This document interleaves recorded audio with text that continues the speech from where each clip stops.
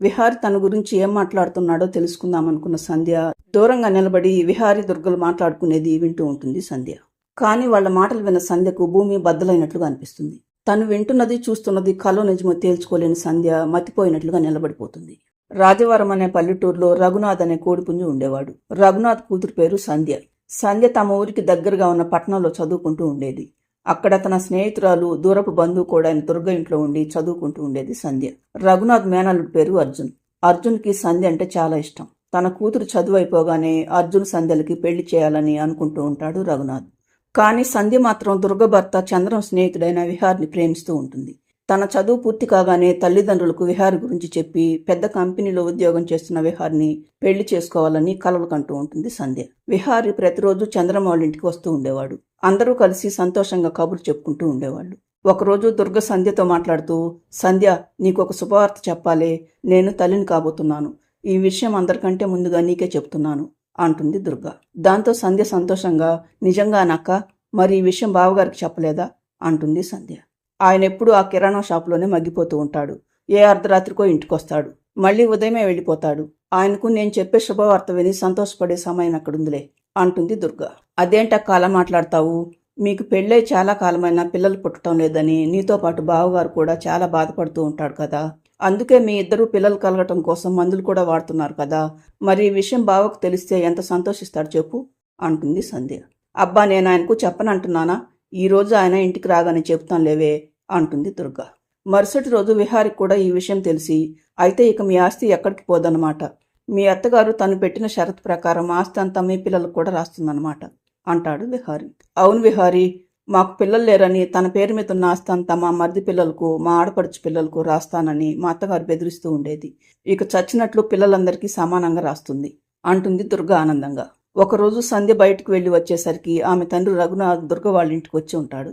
సంధ్యను చూడగానే రఘునాథ్, సంధ్య, నిన్నటితో నీ చదువు అయిపోయింది కదా, అందుకే నిన్ను మన ఇంటికి తీసుకువెళ్దామని వచ్చాను. నాకు బయట కాస్త పనుంది, అది చూసుకుని వస్తాను. ఈలోగా నువ్వు ఊరెళ్ళటానికి సిద్ధంగా ఉండు అని చెప్పి హడావుడిగా వెళ్ళిపోతాడు రఘునాథ్. దాంతో సంధ్య, ఇదేంటక్క, నాన్న ఇంత హడావుడిగా వచ్చి ఊరెళ్ళిపోదామంటున్నాడు? నేను నీతో ఒక విషయం మాట్లాడాలక్క అంటుంది సంధ్య. బాబాయ్ బయటకు వెళ్ళాడు కదా సంధ్య, రావటానికి సమయం పడుతుందిలే. ఈలోగా నువ్వేం చెప్పాలనుకుంటున్నావో చెప్పు అంటుంది దుర్గ. ఏం లేదక్క, నేను విహార్ని ఇష్టపడుతున్నాను. ఆ విషయం అమ్మా నాన్నలకు చెప్దామంటే భయంగా ఉంది. అందుకే నువ్వే ఎలాగోలా ఈ సంగతి నాన్నకు చెప్పాలక్క. అంతేకాదు, ముందుగా విహారికి కూడా నా మనసులో ఉన్నది నువ్వే చెప్పాలి. విహారిపై నాకున్న ప్రేమను నీతో చెప్పి తర్వాత విహారితో మాట్లాడాలి అనుకుంటుండగానే నాన్న వచ్చాడు. ఇప్పుడు తనతో వెళ్ళకపోతే గొడవ చేస్తాడు అంటుంది సంధ్య. దాంతో దుర్గ కాసేపు ఆలోచించి, సరే సంధ్య, నువ్విప్పుడు నాన్నతో వెళ్ళు. నీ ప్రేమ విషయం విహార్తో మాట్లాడి ఎలాగైనా అతన్ని నీతో పెళ్లి కొప్పిస్తాను, సరేనా అంటుంది దుర్గ. నిజంగానక్క, నువ్వు నిజంగా మా బంగారు అక్కవి అంటూ సంబరపడిపోతుంది సంధ్య. తర్వాత సంధ్య తండ్రితో కలిసి తన ఇంటికి వస్తుంది. సంధ్య వచ్చిందని తెలియటంతో ఆ రోజు సాయంత్రం అర్జున్ బుట్ట నిండా మామిడి పండ్లు తీసుకుని సంధ్య వాళ్ళ ఇంటికి వస్తాడు. సంధ్యను చూడగానే అర్జున్, సంధ్య, నీకోసమే మన తోటలో నుండి ఈ పండ్లు కోసుకొచ్చాను. నీకు మామిడి పళ్ళు అంటే చాలా ఇష్టం కదా, అందుకే వీటిని తీసుకొచ్చాను అంటాడు అర్జున్. దాంతో సంధ్య వెటకారంగా, తెచ్చింది మామిడి పళ్ళే కదా బావా, ఏదో వజ్ర వైడూర్యాలు తీసుకొచ్చినట్టు ఆ బిల్డప్ ఏంటి అంటుంది సంధ్య. అదేంటి సంధ్య, నీకోసం నేను స్వయంగా చెట్టెక్కి ఈ పళ్ళు కోసుకొస్తే అలా తీసి పారేస్తావేంటి అంటాడు అర్జున్ చిన్నబుచ్చుకుంటూ. దాంతో శాంతమ్మ కలగజేసుకుంటూ, అబ్బే అదేం లేదు బాబు, నువ్వు బావవు కదా, అందుకే సంధ్య నిన్ను ఏడిపిస్తుందిలే అంటుంది శాంతమ్మ. ఓ సంధ్యానా, సరే సంధ్య, నాకు పొలం దగ్గర చాలా పనుంది, నేను వెళ్తున్నాను. ఇక నుండి నీకేం కావాల్సి వచ్చినా కాకితో కబురు పంపు, వెంటనే తెచ్చిస్తాను అని వెళ్ళిపోతాడు అర్జున్. అర్జున్ వెళ్ళిన తర్వాత శాంతమ్మ, ఏంటి సంధ్య, బావతో అలాగేనా మాట్లాడేది? అతను నువ్వు వచ్చావని తెలిసి ప్రేమతో పండ్లు తీసుకొస్తే అలా వెటకారంగా మాట్లాడతావా? రేపు పెళ్ళయ్యాక కూడా ఇలాగే ఉంటావా అంటుంది శాంతమ్మ. ఏంటి, ఆ మట్టి పిసుకునేవాడితో నాకు పెళ్ళా? చచ్చినా చేసుకోను. నేను పెళ్ళంటూ చేసుకుంటే విహార్నే చేసుకుంటాను అంటుంది సంధ్య. దాంతో రఘునాథ్ శాంతమ్మలిద్దరూ అవాక్కైపోతారు. విహార, వాడేవిడే కొత్తగా? అయినా మీరు చిన్నప్పటి నుండి నీకు బావకు పెళ్లి చేయాలని అందరూ అనుకుంటున్నదే కదా, ఇప్పుడేంటే కొత్తగా ఎలా మాట్లాడుతున్నావు అంటాడు రఘునాథ్. మీరు అనుకున్నారేమో, నేనెప్పుడూ అనుకోలేదు బావను పెళ్లి చేసుకోవాలని. ఎప్పుడు చూసినా ఆ మట్లో పడి పొరలాడుతూ ఉంటాడు. అదే విహారీ అయితే పెద్ద జాబ్ చేస్తున్నాడు. అతన్ని పెళ్లి చేసుకుంటే నా ఆశలన్నీ తీరతాయి. ఎట్టి పరిస్థితుల్లోనూ నేను బావను మాత్రం పెళ్లి చేసుకోను అని వెళ్ళిపోతుంది సంధ్య. దాంతో శాంతమ్మ, ఇదేంటండి ఇలా మాట్లాడుతుంది? మీరు మీ చెల్లెలు వీళ్ళు చిన్నప్పటి నుండి అనుకుంటున్నారు సంధ్య అర్జున్లకు పెళ్లి చేద్దామని. ఇప్పుడు మాట తప్పితే ఇంకేమైనా ఉందా అంటుంది శాంతమ్మ. అబ్బా, నువ్వు కంగారు పడి ఇప్పుడే ఈ విషయాన్ని అందరికీ తెలిసేలాగా చేయకు. అదేదో చిన్నతనంతో మాట్లాడుతుంది. కొద్ది రోజులు పోతే అదే సర్దుకుంటుందిలే. రేపే వెళ్లి శాస్త్రి గారితో మాట్లాడి నిశ్చితార్థానికి ముహూర్తం పెట్టిస్తాను.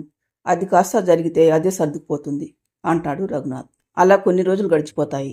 రఘునాథ్ వాళ్ళు సంధ్య చెప్పేది వినిపించుకోకుండా నిశ్చితార్థానికి ముహూర్తం పెట్టించి హడావిడి చేస్తూ ఉంటారు.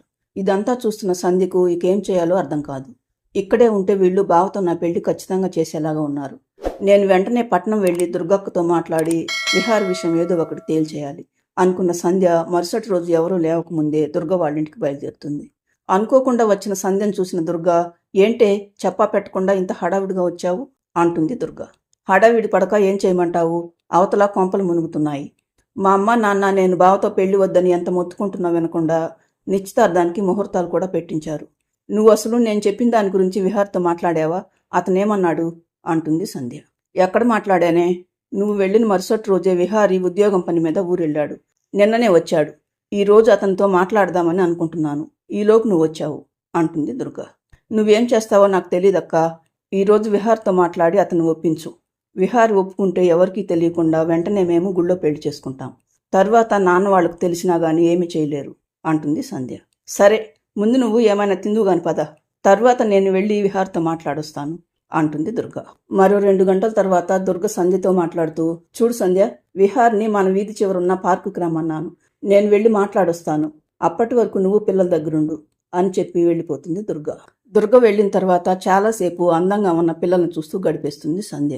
కానీ తల్లి వెళ్ళి చాలాసేపు అయినా రాకపోవడంతో పిల్లలు ఏడవటం మొదలు పెడతారు. అయ్యో, వీళ్ళు ఏడుపు లంకించుకున్నారే, ఈ దుర్గ చూస్తే ఇంకా రావటం లేదు. ఇక వీళ్ళని భరించడం నా వల్ల కాదు. వెంటనే వెళ్ళి అక్కను పిలుచుకురావాలి అని పిల్లల ముందు కొన్ని గింజలు పెట్టి దుర్గ దగ్గరకు వెళ్తుంది సంధ్య. సంధ్య వెళ్లేసరికి దుర్గా విహారీ మాట్లాడుకుంటూ ఉంటారు. విహారీ తన గురించి ఏం మాట్లాడుతున్నాడో తెలుసుకుందామనుకున్న సంధ్య దూరంగా నిలబడి విహారీ దుర్గలు మాట్లాడుకునేది వింటూ ఉంటుంది సంధ్య. కానీ వాళ్ళ మాటలు విన్న సంధ్యకు భూమి బద్దలైనట్లుగా అనిపిస్తుంది. తను వింటున్నది చూస్తున్నది కలో నిజమో తేల్చుకోలేని సంధ్య మతిపోయినట్లుగా నిలబడిపోతుంది. మరోవైపు సంధ్య వాళ్ళింట్లో రఘునాథ్ శాంతమ్మలు ఉదయం నుండి సంధ్య కనిపించకపోవటంతో దిక్కుతోచని స్థితిలో ఉంటారు. ఈ సంధ్య ఇంత పని చేస్తుందని అనుకోలేదండి. ఇప్పుడు ఎక్కడని వెతకాలండి దాన్ని? పెళ్లి తప్పించుకోవటానికి ఎక్కడికి వెళ్ళిందో ఏంటో. అసలు ఈ విహారీ ఎవరండి? అది వాణ్ణే పెళ్లి చేసుకుంటానని అంటుంది శాంతమ్మ. అది ఇప్పటిదాకా పట్నంలో చదువు వెలగబెట్టింది కదా, ఆ చదువుకునే చోటే ఎవరి మాయలోనో పడుంటుందిలే. పెళ్ళైతే అన్నీ సర్దుకుంటాయిలే అనుకున్నాను. అయినా అది అర్జున్ని అర్థం చేసుకోలేదు. వాడేమీ చదువు సంధ్య లేనివాడు కాదు.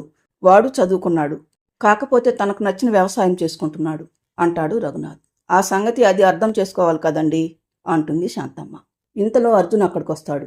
రావటంతోనే శాంతమ్మతో మాట్లాడుతూ, అత్తయ్య, సంధ్య ఎక్కడుంది? పక్క ఊరు నుండి నా స్నేహితులు వచ్చారు. వాళ్ళు నాతో నీ కాబోయే భార్య బాగా చదువుకున్నదట, చాలా అందంగా కూడా ఉంటుందట, మాకు పరిచయం చేయవని అడుగుతున్నారు. ఒకసారి సంధ్యని పిలవండి అత్తయ్య, నా వెంట తీసుకువెళ్తాను అంటాడు అర్జున్. దాంతో ఆ దంపతులిద్దరూ పిడుగుపడ్డట్లు అదిరిపడతారు. అసలు సంధ్య ఎక్కడుందని వాళ్ళు పిలవటానికి మరి రఘునాథ్ శాంతమ్ములు అర్జున్కి ఏమని సమాధానం చెప్తారు? పార్కులో దుర్గా విహారీలు ఏం మాట్లాడుకుంటుంటే సంధ్య విన్నది. చివరికి సంధ్య విహారికి భార్య అవుతుందా? లేకపోతే సంధ్యని ఎంతగానో ఇష్టపడే అర్జున్కి ఇల్లాలవుతుందా? ఈ స్టోరీ అంతా తెలియాలంటే పార్ట్ 2 చూడండి. ఫ్రెండ్స్, ఈ స్టోరీ ఎలా ఉందో కామెంట్ చేయండి. స్టోరీ నచ్చితే లైక్ చేసి ఛానల్ను సబ్స్క్రైబ్ చేసుకోండి.